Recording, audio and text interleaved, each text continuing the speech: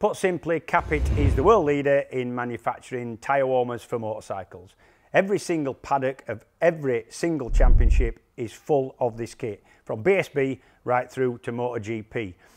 Now, it's quite an extensive range, but the points you need to know are top quality materials. That's what's inside a tyre warmer. That's a Teflon element. That is the insulation.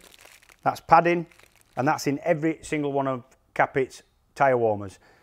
3 ranges. The first one, Suprema, entry level, no controller, as you see. You just plug that thing in.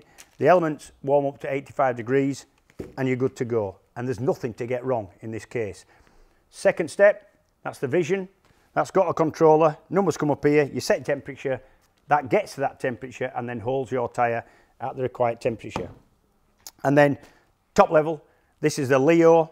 That's a separate controller, in this case for 4 individual tyres that plug in like that.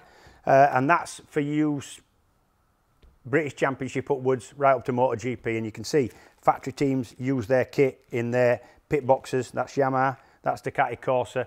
Every colour is available. Like I said, it's quite a complex range and it's quite involved.